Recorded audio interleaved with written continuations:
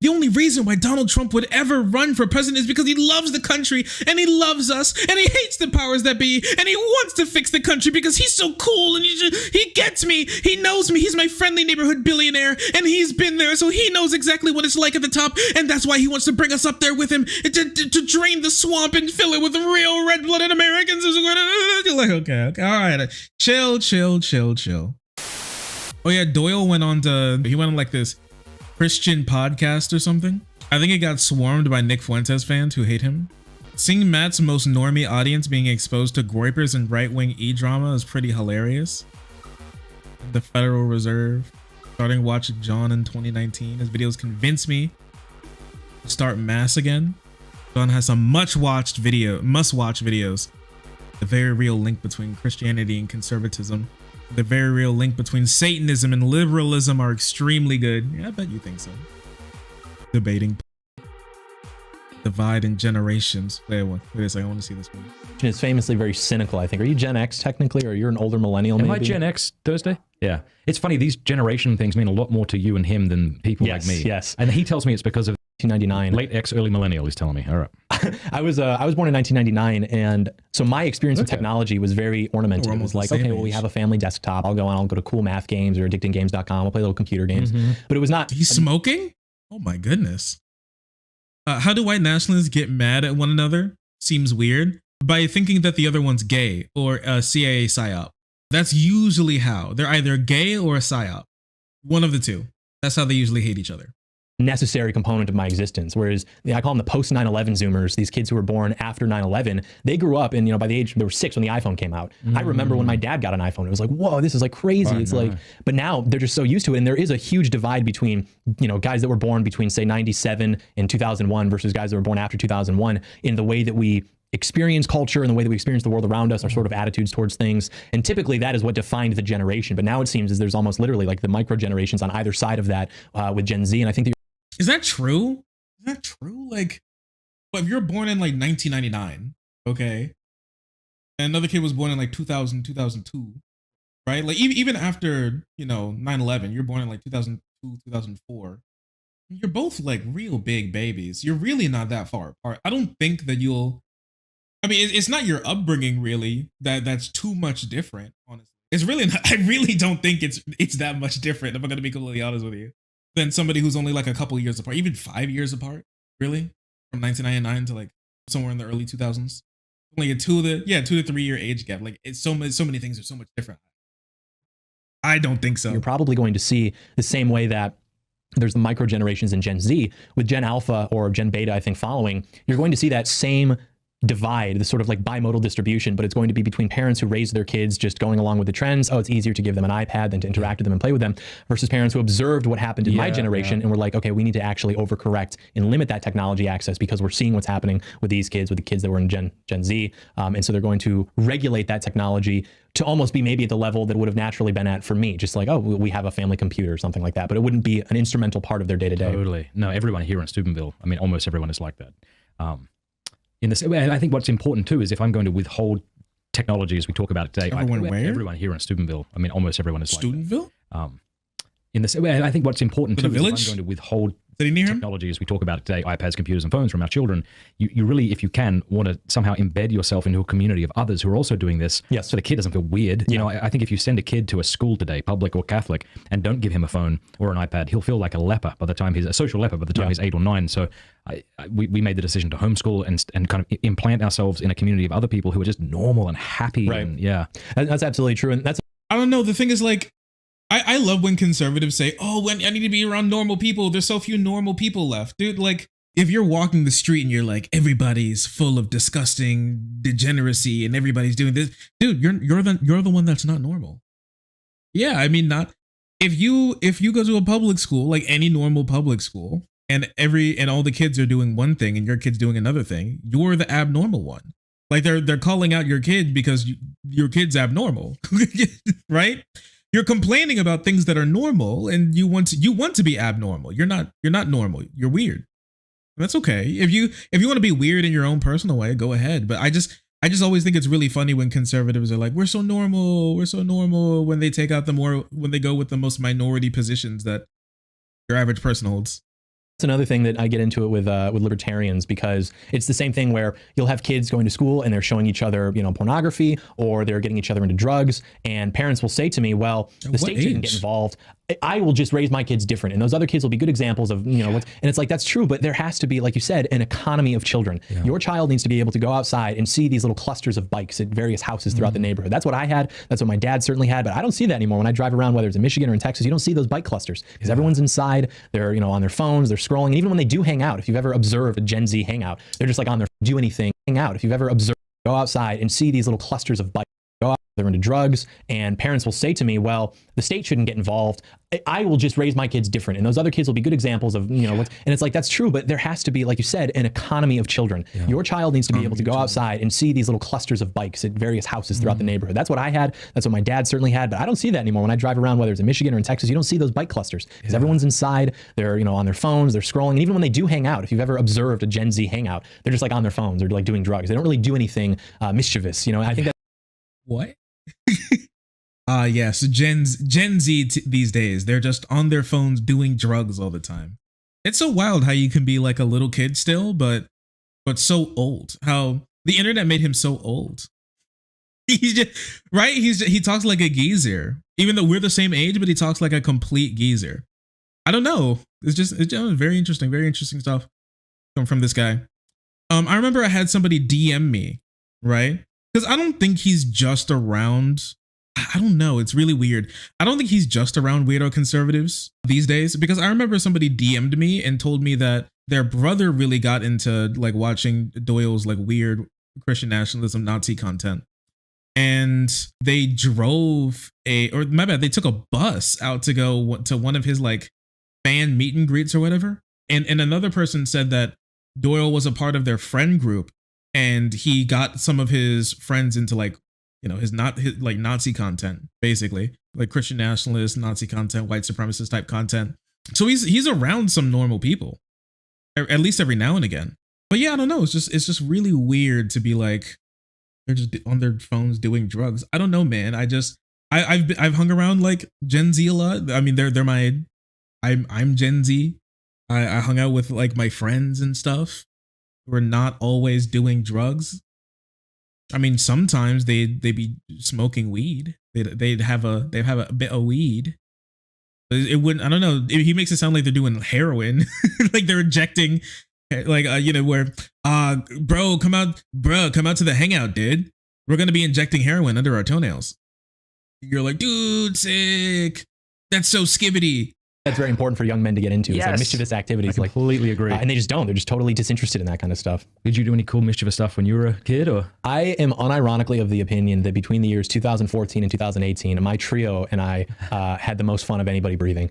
The stuff we would get into, like it was to the point where people at our school like would observe us almost as if, and I know that sounds, by the way, so narcissistic and like get over yourself. I swear it's true, because we would just like get into these activities and just like do things that people thought were funny. Like we used to play this game where this is like totally illegal and wrong, but we would go and we would try to steal wet floor signs from local businesses. Yeah. And just, it was a competition like, okay, this week. How many can you get? Yeah, literally. In the boot, in the trunk. Yeah. And so it was just like so stupid, because like we could do it in a very sneaky way, or we could just straight up do it, and business would be like, what are they, is that the wet floor sign? And they wouldn't really care. But it was funny because you develop a sort of skill when you do things a number of times. And so I remember one time, my two buddies and I, we went to He's full of shit. And we saw, maybe it had just rained or something. It's not even mischievous. It's just, he's just describing theft. Kids these days, they spend their time like inside and not stealing things from stores these days. I don't know. Sure, I guess. I don't know. The thing is, me and my friends, we did also used to do this. We also stole things. Sure. Listen, white girls are one of the biggest offenders for shoplifting. I mean, come on. Is it really that bad still? Imagine if a black kid did that. Oh, he'd want them shot. I mean, like, let's just be honest. I mean, come on.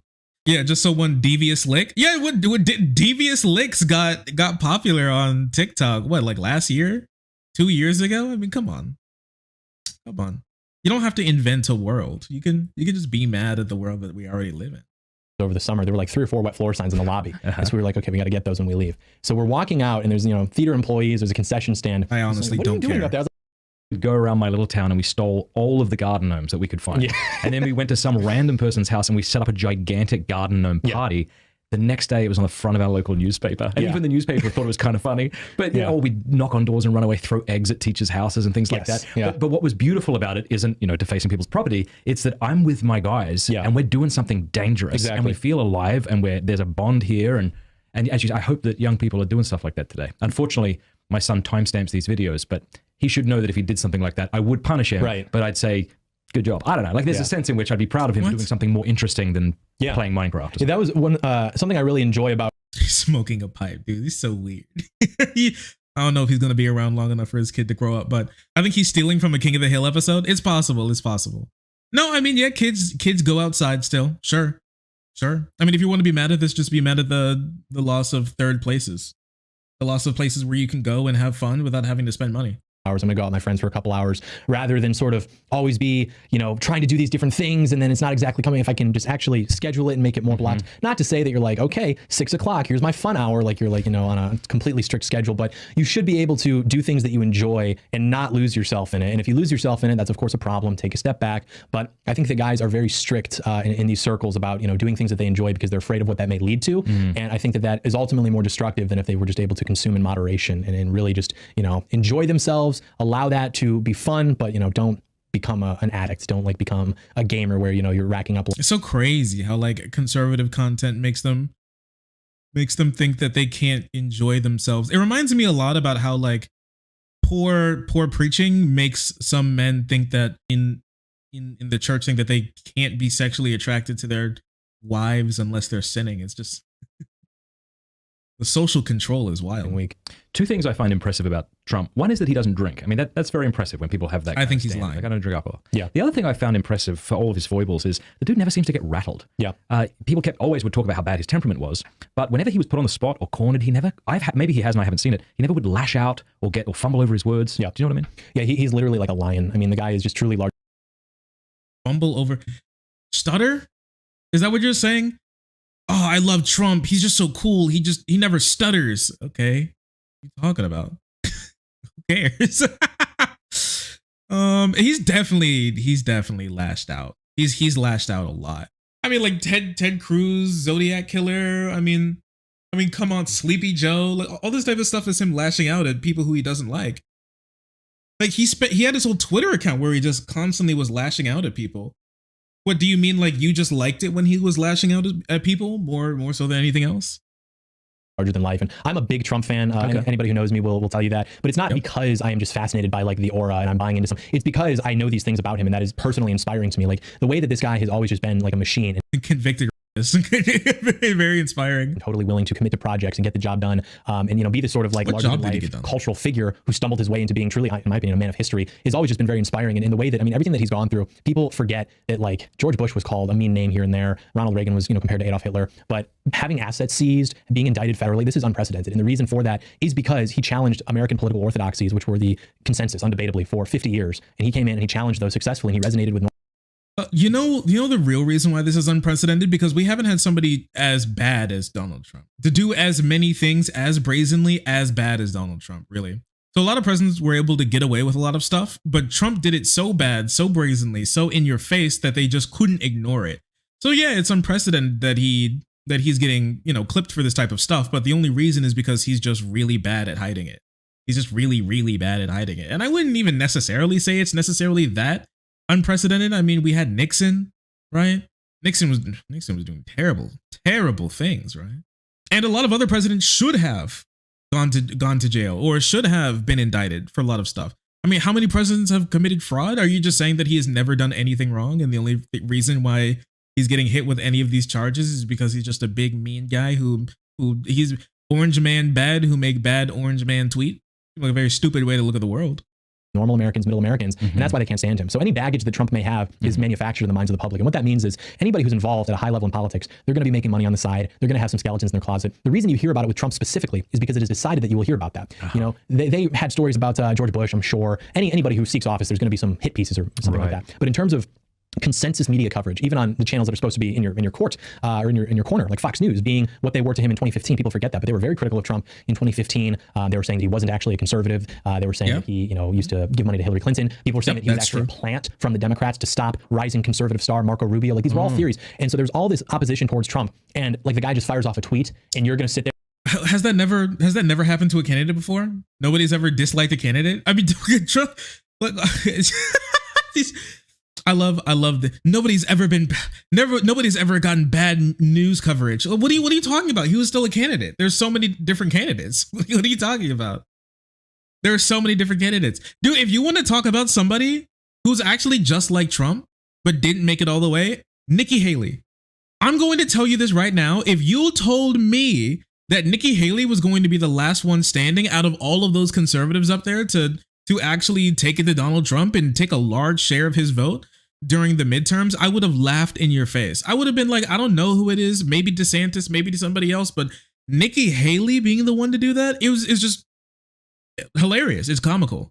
It's comical. Nobody thought that Nikki Haley was going to get that far. No one. I don't even think Nikki Haley thought that she was going to get that far. I'm going to be completely honest with you. It just doesn't seem real to me. It really doesn't. It really don't. Didn't Pampiss drop out first as well? Not first, but he was definitely in there. He dropped out pretty early.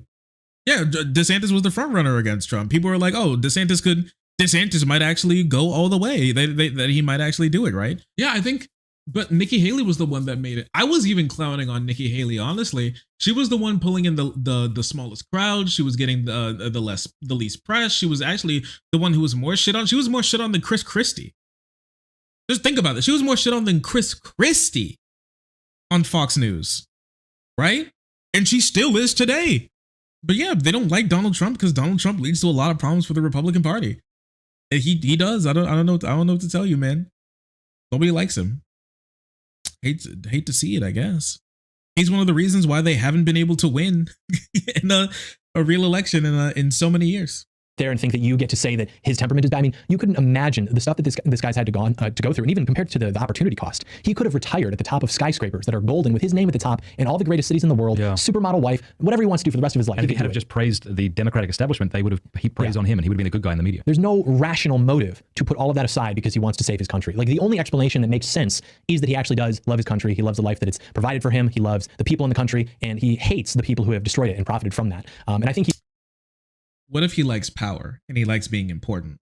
And so what better way to do that is to be the most important guy, the president.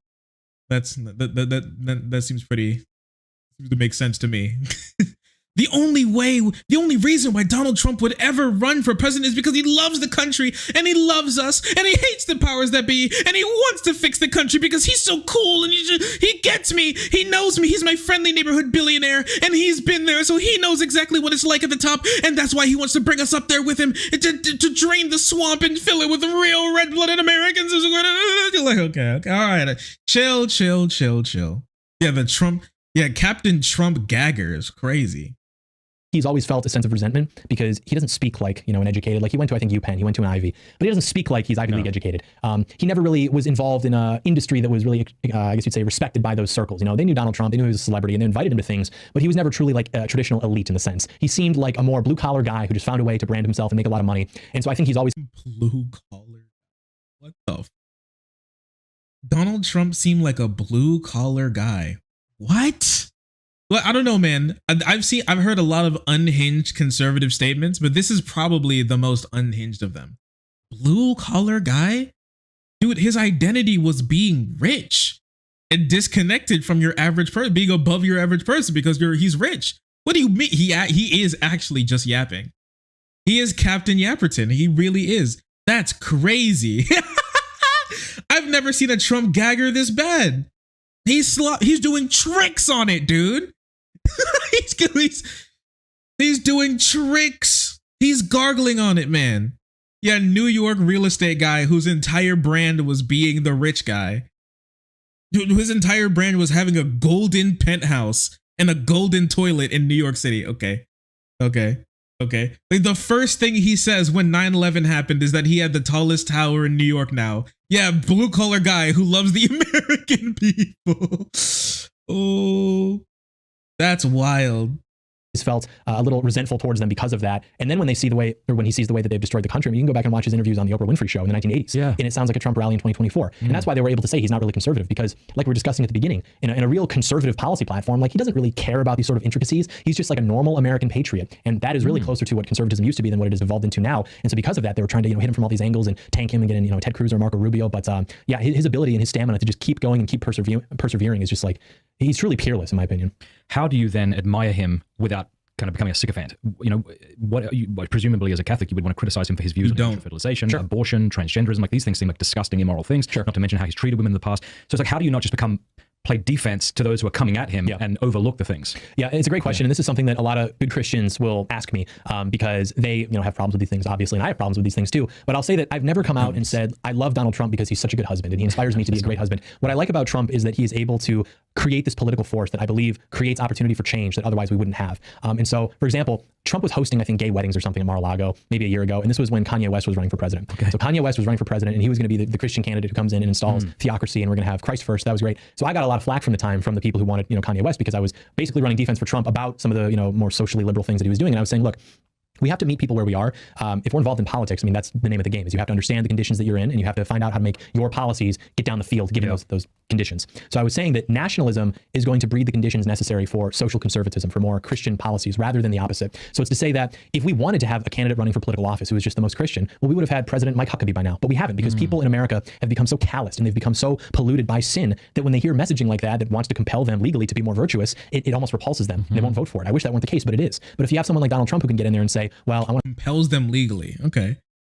Compels them legally. Okay. Restrict that's a very political way to say restricting their rights, taking away their civil rights. Compels them legally to act virtuous. That just means, and when a conservative says that, that just means they want to take away your civil rights. That's all that means. We hate civil rights. We want to take away your civil rights. I mean, that's what most conservative policy platforms is, taking away civil rights. Making your life worse. Bring back jobs. I want to do this. And he makes, things like abortion an accessory to his campaign. It's like, and I'm going to appoint pro-life justices. But he really didn't speak about that much. Well, he gets in office and now all of a sudden he appoints justices and that leads to the conditions that overturned Roe v. Wade. 50 years of pro-life activism. The crown jewel was we have to overturn Roe v. Wade. And the guy that ultimately facilitated that, not to discredit the work that the pro-life organizations have done, but it was the guy who, frankly, they were attacking in 2015 because they were like, well, he used to be pro-choice. He's probably paid for abortions. But it's like, that's true. But we need to get a guy in there who can move the ball down the field. And because we tend to be a more virtuous group of people, I think we have problems playing the game the way that the Democrats play the game, which is to say Democrats will say, I'm not in favor of that. I'm not going to do that. They will be creative with their presentation of what they intend to do. And then they get into office and they govern in complete opposition to how they said. Is it wrong as, say, someone running for president or running for Senate or whatever, as a Republican, to say, well, my position on abortion is that I want to give it back to the states. I'm more moderate, maybe, whatever. And then you get into office and now all of a sudden you staff your administration with radical pro-lifers and you govern like it's the Handmaid's Tale or something. You're saving lives. On the net, you are saving lives. And the problem with the pro-life organizations is that there's a lot of money to be made by getting up in front of a crowd of people and saying, I think killing babies is wrong. And everyone claps. Yes. So true. Like it's honestly, it's a form of virtue signaling on the right. It's to say killing babies is wrong and everyone claps and they give you money. Yes, but do you want to save lives? Because if you want to save lives, you got to kind of get in the mud and work your way through that system. And so my problem with Trump is a personal sort of... You got to get in the mud and take away people's rights. But that's not surprising. That's just conservative. Dump's wife is a trophy wife. He got her parents into the country through a loophole. He's a hypocrite when it comes to immigration. I mean, he's a hypocrite when it comes to everything, right? He just does what he thinks is probably going to make him most popular, really. And he's got a crazy sycophantic base now. I wish that he, maybe had more Christian positions on these things, but ultimately, like, I'm not looking at him as a sort of avatar of, Christ-like behavior. I'm looking at him as a guy who can get into the system and create opportunities for guys who maybe are more inclined to be convicted and have deep convictions on these things, to then get in and move the ball down the field. And so that's why I like Trump, is because he's able to create those coalitions and to do that. You like that from the very beginning? Coalitions? Since when was Trump? What? I don't know. I want him to explain what he means by making when has Trump made a coalition? What do you mean? He's the most anti-coalition president we've ever seen. What's happening? Bro hates coalitions. That's why he only got like 2 pieces of policy. Wait, actually, did Donald Trump pass any of his own legislation? Wait, he got like 2 pieces of his own legislation through, right? Or like 1? Wait, was it 1? I think it was just 1. In like 4 years, he got like 1 piece of legislation through. Yeah, it was one. It was his tax cuts. And that was it. He passed some Second Amendment laws, but I don't think those were his bills. They were just bills they were able to make it through the House and Senate. I don't think those were his bills, like his tax cuts, like his ideas for tax cuts that he propositioned members of Congress to introduce, like his policy platform, straight up, right? I think he got one thing done, and that's it. How in the world did he build a coalition? The Republican Party is fracturing right now because of Donald Trump. He made executive orders. He was dropping executive orders like he thought they were going to be illegal. Yeah, dude, he was doing the most amount of executive orders possible because he couldn't get anything done through Congress because there was no coalition. There wasn't even a coalition for most of the stuff he wanted to do. Okay. Were you did you speak so strongly in favor of him when he first started running back in 2016? Yes, but it wasn't exactly like that. It was more so instinctually like that, in the sense that I was like, okay, this is a guy who is saying things that need to be said. He could actually disrupt the Washington political establishment. Back then I was more naive. I thought that he would get in there and be able to, blow things up. And then you sort of see the way that politics actually works. And, from day one, Paul Ryan's Congress was impeding him. They basically viewed Donald Trump to be an irritant. This is a guy that, damn it, he got in. Okay, we're going to have to put up with this guy for 4 years, but we're not actually going to let him do anything. And people view that and were like, oh, he didn't get anything done. And it's like, you don't understand the project that this guy was assigned. It's not like, he's a Republican president and he's just keeping the trains running on time. I mean, he did sustain a tremendous economy. He did start the border wall. He cut immigration. He didn't start any. Sustained a tremendous economy. So he didn't f up the economy instantly. Yes. Dude, well, a turtle, a cat could have done that. A dead body could have done that. He didn't instantly f up the economy. Okay. Am I supposed to give him a trophy for that? He didn't pass laws that instantly f up the economy. It just f up the economy later. Okay, sure. Thank you. Thank you, Donald Trump, for not ruining everything instantly. Okay. He didn't destroy what Obama gave to him instantly. He only did it after COVID. Even then, even taking away COVID, the job growth and the strength of the economy was less than during Obama's years and during Biden's years right now. Because Republicans ruin the economy. They always have and they always will. He did start the border wall. He cut immigration. He started the border wall. Obama and Biden have built more border wall than him. What do you mean start the border? We've had a border wall on our southern border. What, for decades? He started the border wall. What the hell? What do you mean? Obama and Biden have built more border wall than him. Separately, just so you know. Foreign conflict. He did start the border wall. He cut immigration. He didn't start any new foreign. He cut immigration. Just barely? He cut immigration just barely? Obama deported more people than him. Conflicts. So just viewing it like that. What was the last one? He didn't start any new foreign conflicts. Didn't start any new foreign conflicts. Iran? Okay. All right. Sure. Okay, buddy. Trade war with China? Like, hello? What's happening? Okay. Dude, I guess you can really love Donald Trump if you just don't think about anything. As long as you just don't think about it, he's cooking. He's cooking. So just viewing it like that, successful, relatively. Yeah. But his project was so much more ambitious. So it's almost like you can't even compare it, because his project was to drain the swamp. Okay, swamp status, undrained. So now what, Trump is a failure? It's like, you have to understand how deep the rot is in the system. It's not even like swamp status undrained. It's not even that he didn't drain the swamp. He just didn't do anything. He just didn't do anything. Also, what happened to him building coalitions? So he couldn't build a coalition. So he loves him because he was able to build coalitions, except for the whole coalition thing, because he failed at that because he didn't get anything done. But you can't criticize him for not getting anything done because his project was to change the world. And they wouldn't let him change the world because the people who have the world how it is don't like that. So he didn't get anything done. But I like the idea of him getting stuff done. So that's why I love him. And that's why he's the most influential president ever. Who's going to win? Trump. It's funny. I heard you say that on one of your videos back when, I think it was before DeSantis said he was going to run for president. I'm sorry, Trump loves the swamp as much as Miyazaki. Dude, so true. Yeah, call this guy Donald Miyazaki because he loves the swamp. He loves his poison swamps. He's never going to drain the swamp, dude. He's the big swamp monster. He's the swamp boss that pops out of the swamp with a mask. He's the swamp monster that makes you go, why do I hear boss music? What are you saying? What are you saying? He had like the creatures from the Goo Lagoon. in his administration. He brought in the bankers and the lobbyists and like the bankers and the lobbyists and like the politicians and the establishment, all of those people around him. How in the world can you even say he's like, what? It's so crazy. He's Swamp King. He's the Swamp Lord. I love how conservatives say this, dude. Don't elect the puppets, elect the puppeteer. That guy's going to do something. Trump attacked Syria completely unprovoked. Yeah, he also attacked Syria. I forgot about that. He didn't drain the swamp. Yeah, he made it the poison swamp. Our asses are getting goddamn scarlet rot because of Donald Trump. I want to see what they had to say about the State of the Union.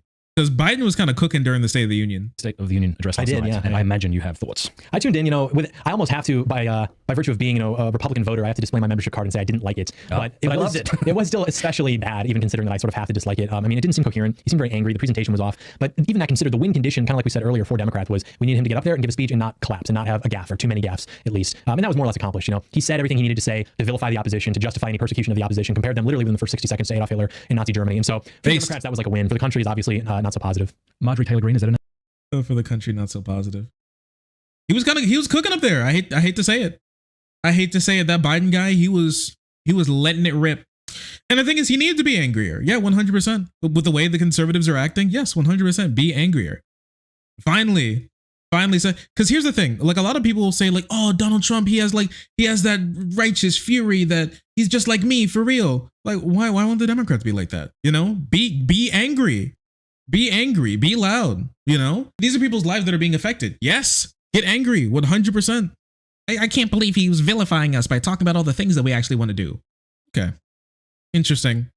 Who is this? Who am I even looking at? Who is this guy? And we know Christ. Oh, this is just like a conservative podcast. Sure, buddy. Okay. It's just like a Christian conservative podcast. Sure, buddy. Bag it. So wild. All right, you ready? Oh, please leave me alone. John Doyle. Please leave me alone. I'm begging you. All right. That was the Doyle wellness check. Oh, sorry. I didn't see you there. If you're enjoying the content, hit the subscribe button. If you don't, it'll make Boo very sad. I know a bunch of you who are watching are not subscribed. Join the frenzy. You won't regret it. Thank you, Boo.